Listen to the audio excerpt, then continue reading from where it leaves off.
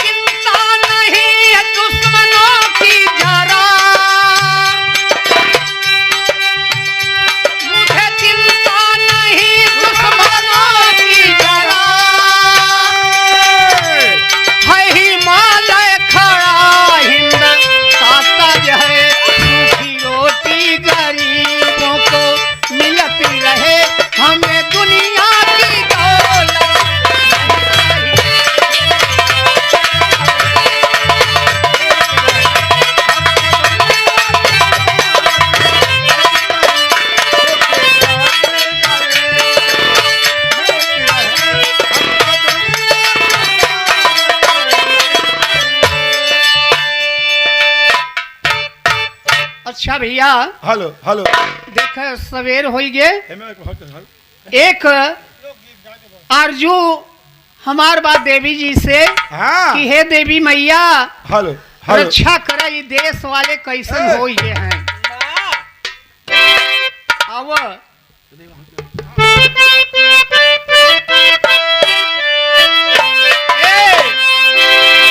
तर्ज वही है हाँ। यहाँ का मोरी भवानी धीरे धीरे ना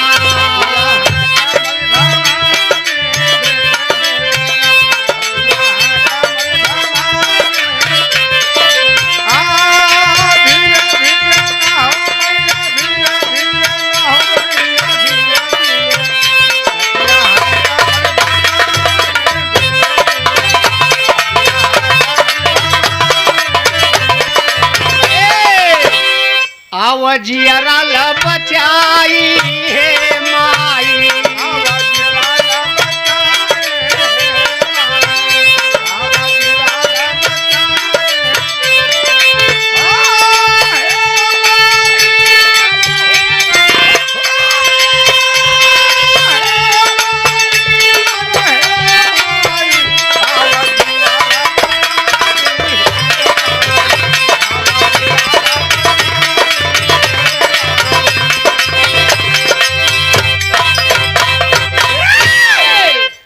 जियरा ल बचाई हे माई कलयुग राज करत बाटे अपने मन का करम। कलयुग राज करत बाटे अपने मन का करवावत बा भाई के लाल लालच दई के भाई के ई मरवावत बा छोड़ी थोड़ी बातन पर ई गोली बम चलवावत बा समझ न पाए मनई मनई से कुल करवावत बा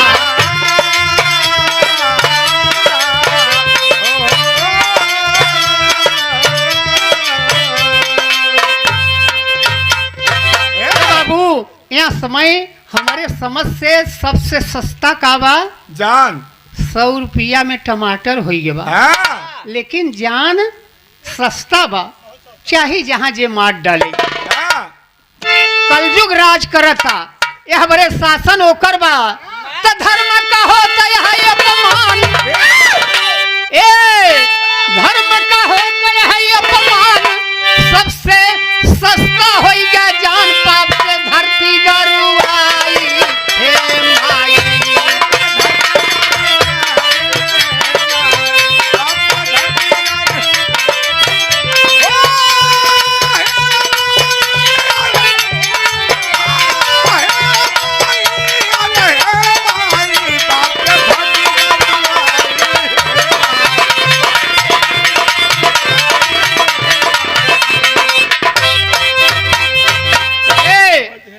अरे रहे कभू ब्राह्मण अपने के पवित्र माना गया है लेकिन नहीं पहले भारत माँ के आंचल में 3 लड़का पैदा भय हाँ एक बड़कवा एक मझिलका एक छोटकवा हाँ मझिलकवा के नाम धराई दिहिन बैकवर्ड और छोटकवा के हर जोतवाइन और बड़के से कहें कि बेटवा तू पढ़ा लिखा दिल्ली में हाँ बड़कवा पढ़ लिख के बुद्धिमान हो गए सारी जमीन अपने नामे कर लिया अरे वाह धोखा दिया जब सारी जमीन हो गया तो बाबू साहेब अलगौजी कर दिया हाँ लेकिन सबसे बड़ा पवित्र माना गवा ब्राह्मण देव और गौ माता जौन गौ माता के आज दूही दूही बहियाई देत हैं हाँ। वही गौ के कहत हैं गौ और ब्राह्मण एक समान रहे कभू ब्राह्मण देवताओ आपन धर्म गवाई दे सुखत रही आकाश में धोती उह शक्ति भूलाई दे रही गाय का दूध पियन जब विसु गई न बहियाई दे गंगा रही न पवित्र जवन गंगा सब लोग मिलाई दे ऋषि मुनि थे सत्यवान श्री आसाराम जवान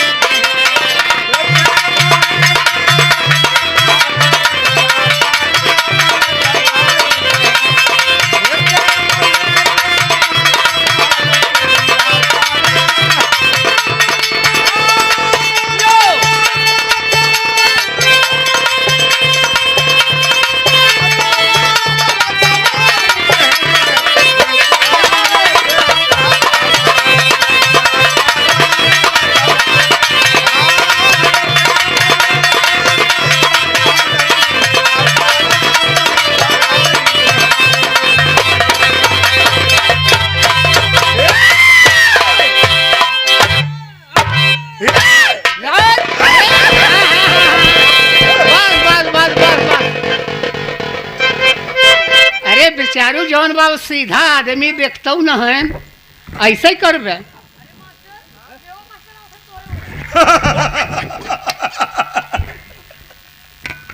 ए बाबू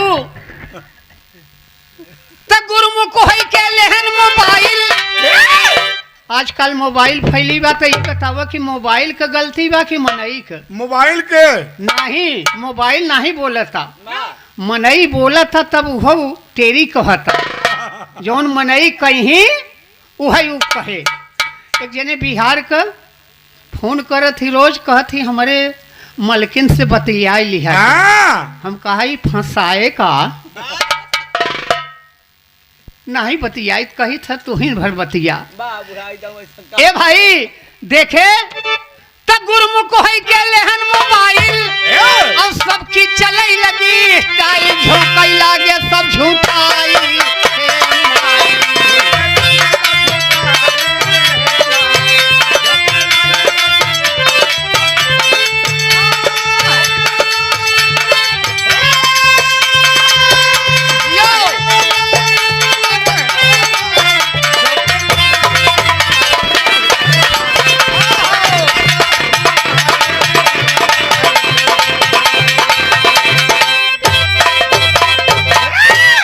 चीज और पवित्र माना बा बिटिया कन्या, लेकिन कन्या आज समाज में बाबू साहेब मानी गई रहें, लेकिन बियाह की नहीं, बियाह शादी नहीं होता। हाँ हमार लोगन के जब शादी भई रही तो 12 वर्ष के अंदर ही शादी भव। देखे आज तो 21 वर्ष से रख दे है बात सरकार, लेकिन रहे कब हूँ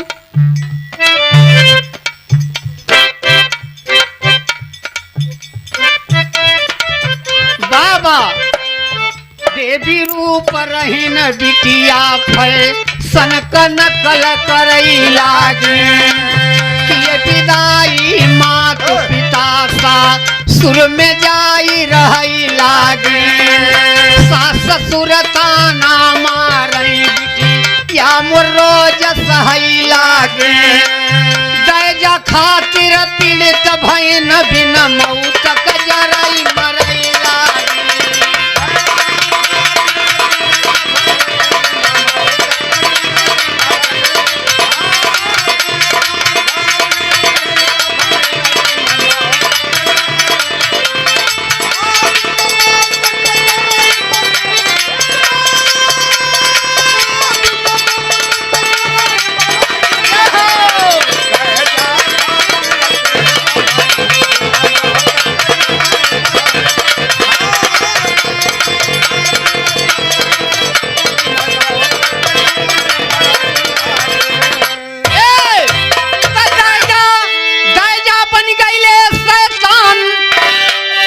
जवन मेहमान के हाँ। खाना खियावत की गाड़ी गवाई भ हाँ पौपूजी पड़ी, हाँ दहेज दिया ग, हाँ वही मेहमान एक दिना दुश्मन बन गया। हाँ एक बहू घरे में मरता, 4 बहू बहन बिटिया नैनी के जेल में डाल दिया जाता। हाँ इसलिए कहना है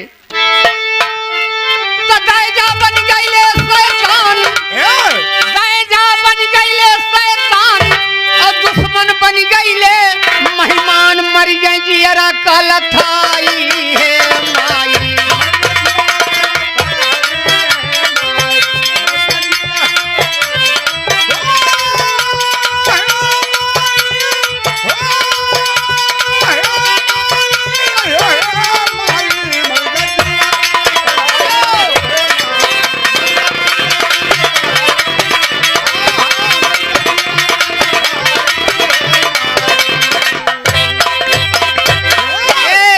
एक चीज और बढ़ावा हमारे देश में, गांव में अगर रहाइश नहीं बा, चाहे जौन जात होए, हाँ। 1 2 4 आदमी गुंडा अगर निकल गए तो पूरा गांव खैकाल हो जाए। रहाइश नहीं बा, बड़ी गुंडई बा गुंडन क कई दिन चली है माई, सूखी रोटी खाई मिलत न गुंडा गईले बौराई, मारे जात गरीब बेचारे कितने मरी गए कलथाई, दूसरे का सुख देखी के काहे दुखी होई भाई भाई।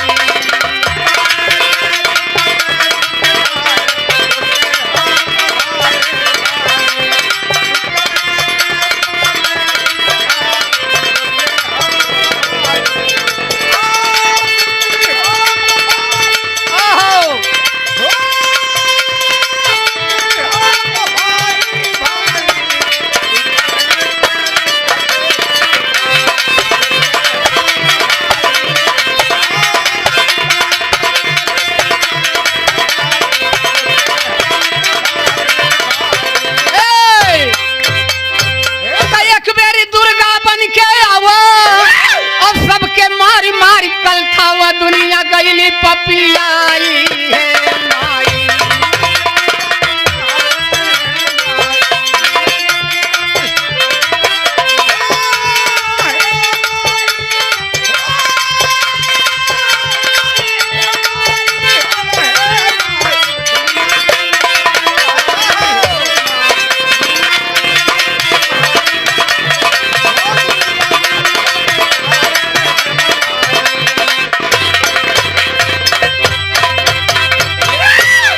जात हई अकेल संगजेवार क्यों नाही, हम तो रहे सबका हमार क्यों ना। नहीं 2 दिन का जिंदगी बा बाबू साहेब, सबसे मिल पट के रह और काम कर।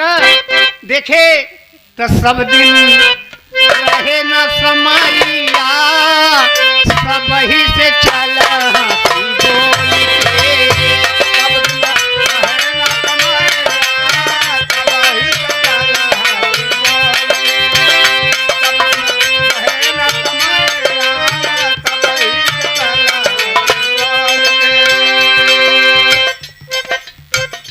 दुई लाइन के गीत आप लोगन के सुनाई देते है। ओकरे बाद एक ठे वंदना ओहर से हो जाए। सब दिन रहे न समाइया, सब ही से चल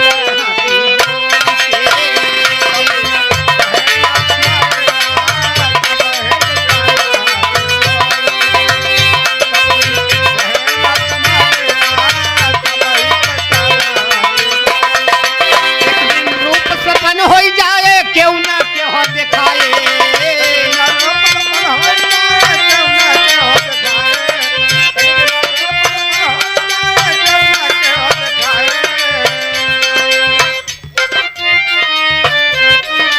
हाथ गोड़ सब जवाब दे ही पौरुख जाए राई।